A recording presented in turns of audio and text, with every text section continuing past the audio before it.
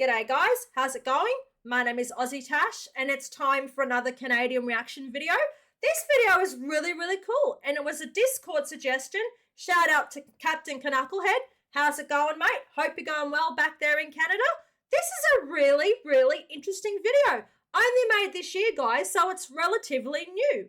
9 reasons why Canada is just like Australia. Looking forward to getting into this, seeing some new comparisons. But before we do, guys, please make sure to jump on, hit the subscribe button, smash the notification bell for all future live streams and videos. Okay, let's get into it. 9 reasons why Canada is just like Australia. Let's roll. This is Canada, and this is Australia.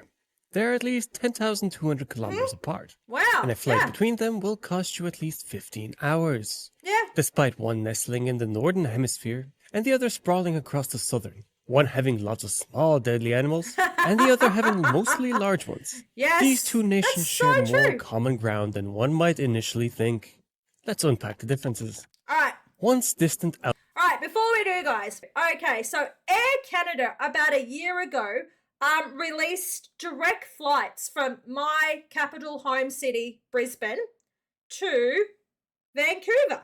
Okay, so I'm just having a bit of a look here. I've opened it up already and got it ready. Say if I wanted to fly from Brisbane to Vancouver, direct of course, no stoppages at all.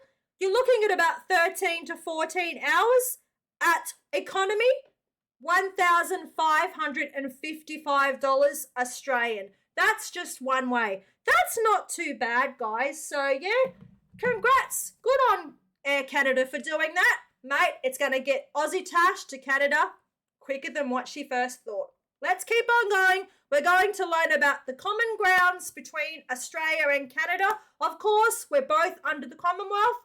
Let's look at this. Union Jackers. Outposts on the vast map of the British Empire, both lands embarked on their journeys towards nationhood whilst under the control of the Union Jack. Yes, The Dominion of Canada sprang to life in 1867 as 4 British colonies clasped hands in unity. Not far behind, in 1901, Australia's own federation saw 6 colonies unite, birthing the Commonwealth of Australia. This pivotal moment was their collective stride towards autonomy, yet still within the comforting embrace of the British Crown. The influence of British settlers has deeply permeated both societies, as over the centuries waves of British immigrants have crossed oceans, bringing with them traditions, language, and customs to be woven into the Canadian and Australian ways of life. That's very true. The English language, parliamentary democracy, and even the love for cricket and rugby have all been exported, not to mention beer. The government structure of both Australia and Canada are adopted from the Westminster system of governance in Britain.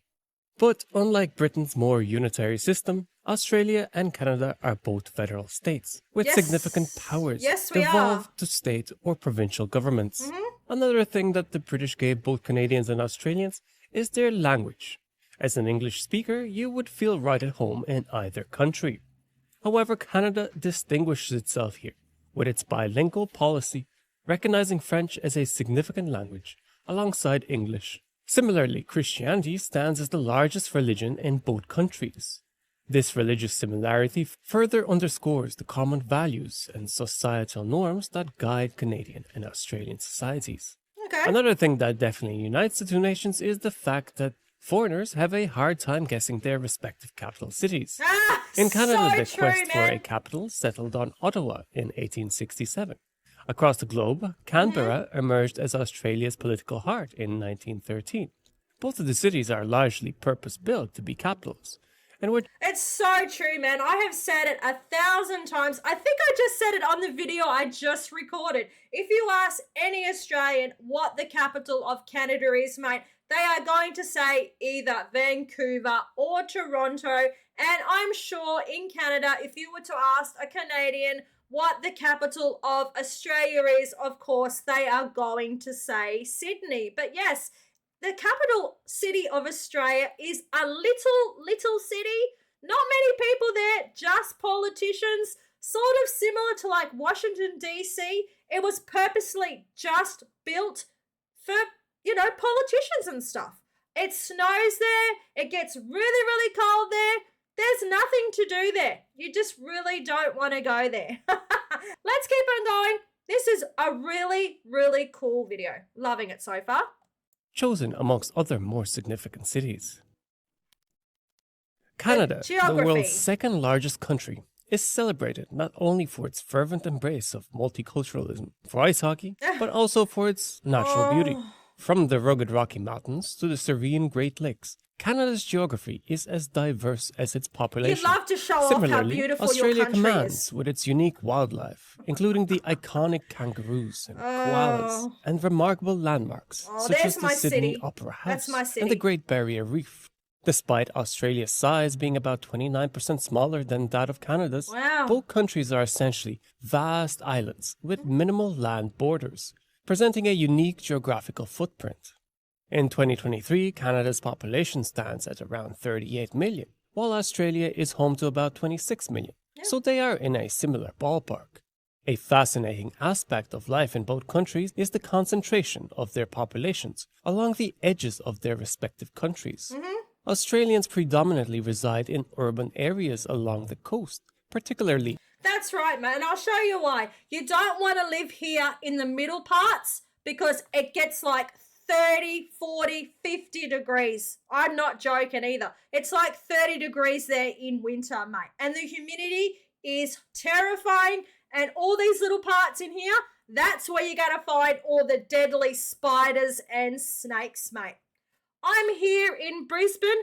When I did put my hand on my heart when they were showing Sydney, Sydney is my spiritual home city. I am from New South Wales. I do live in Brisbane, but Sydney is my home. But yeah, so it's all the way in the middle here.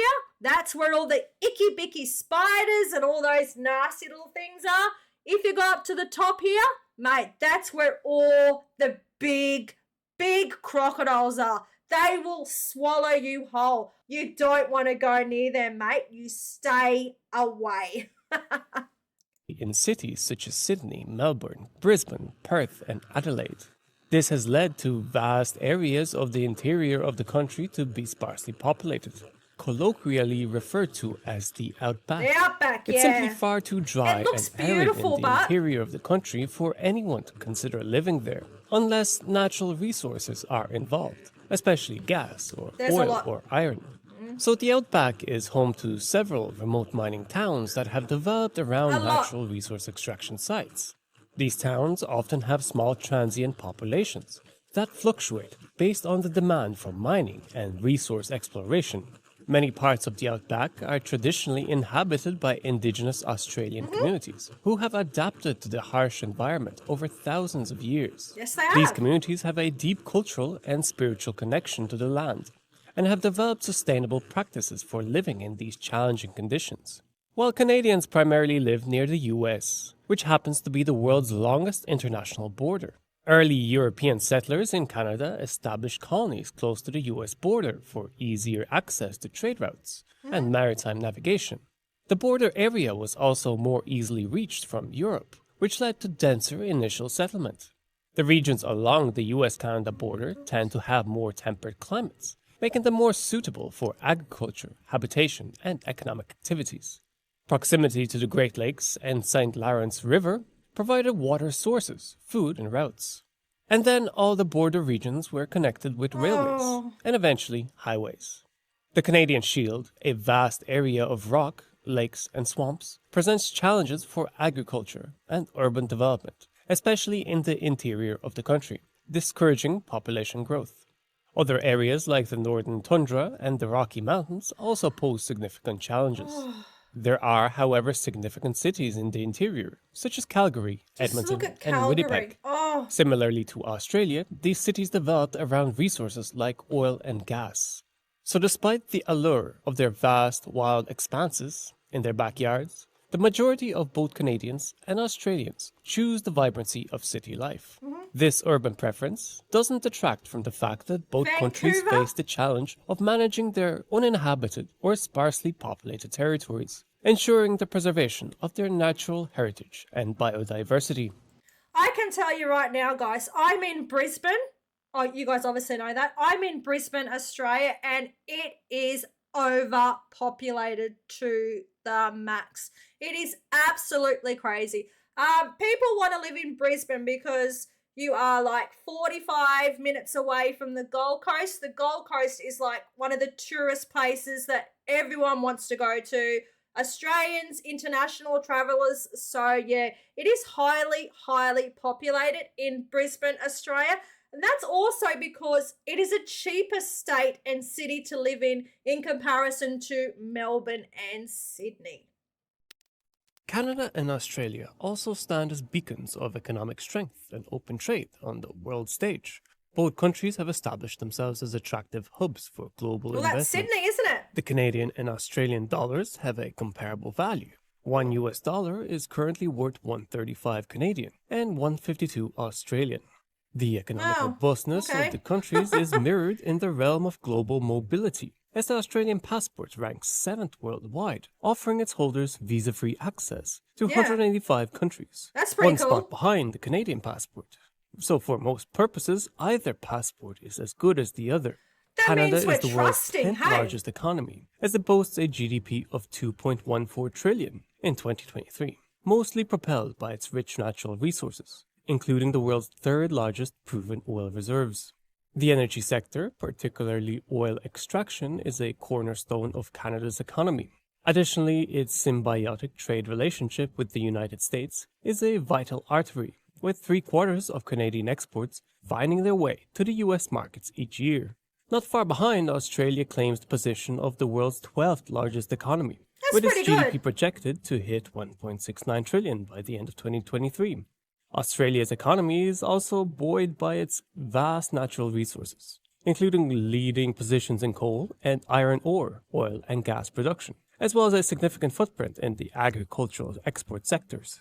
So both countries benefit greatly from their vast empty land masses, which happen to be abundant with resources.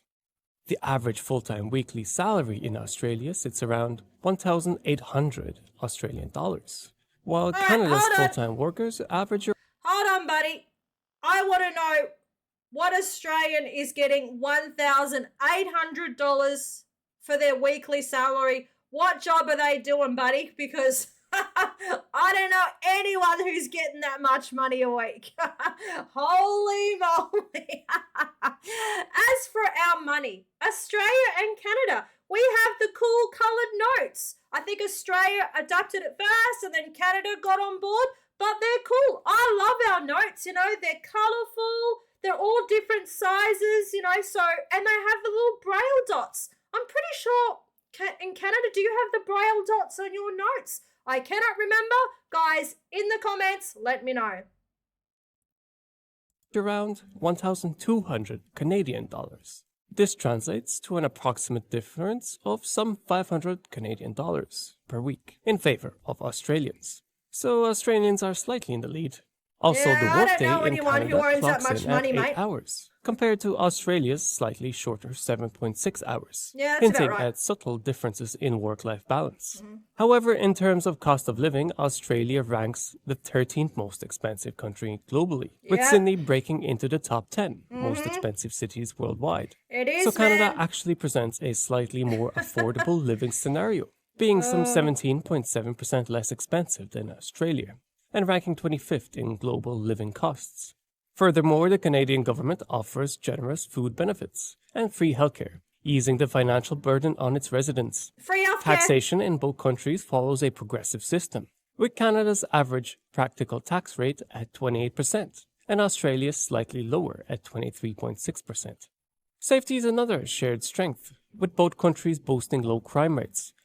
Okay, guys, I know that's going to cause some political comments, cost of living and stuff like that. Let's focus on the positives that Australia and Canada have in common. Compared to global standards. Australia ranks 69th, while Canada is 80th out of 164 countries.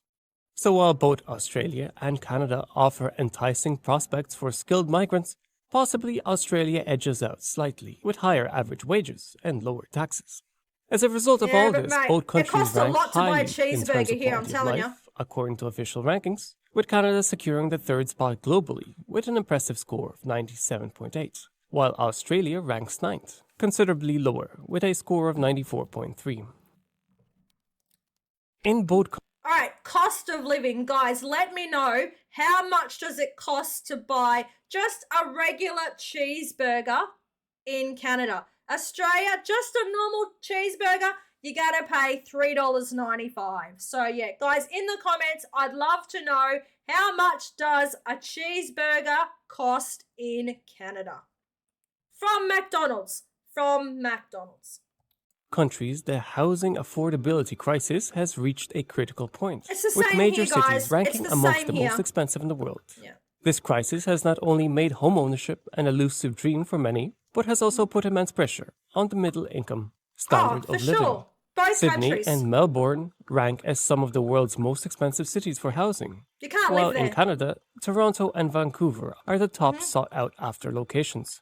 Canada's situation most definitely mirrors Australia's, Absolutely. with soaring rents and a noticeable rise in homelessness across the country. It's so sad, The affordability issue in Canada is so severe that it surpasses the housing crisis in the United States, with home prices and household debt reaching unprecedented levels, largely due to massive mortgages. So the nation stands at a crossroads. This housing affordability crisis in both countries poses significant economic risks, threatening to undermine the financial stability of millions and exacerbate social inequalities. As both nations look to navigate these turbulent waters, the future of their housing markets remains uncertain. It's really Potential sad. solutions may include regulatory measures to curb speculative buying, increased investment in affordable housing projects, and policies aimed at balancing market forces to ensure the dream of homeownership remains within the reach of the average citizen. So there you have it, Canada and Australia. Okay. In my experience, these two countries are rarely thought of together, but they are quite similar. They And as definitely such, they are both pretty 100%. awesome places to live. Cheers, mate. That was a really, really cool video. The housing crisis, yeah, guys, it's very, very similar here. Talk about your experiences if you've come to Australia, what you think Australia and Canada have in common. I'd love to hear only nice and positive stories and experiences. Okay, guys, that was the video for today. If you liked it, please jump on, smash the like button, leave a comment, and of course, remember to subscribe. That really helps the channel out. Cheers from down under. Take care. Cheers, Cam. Bye.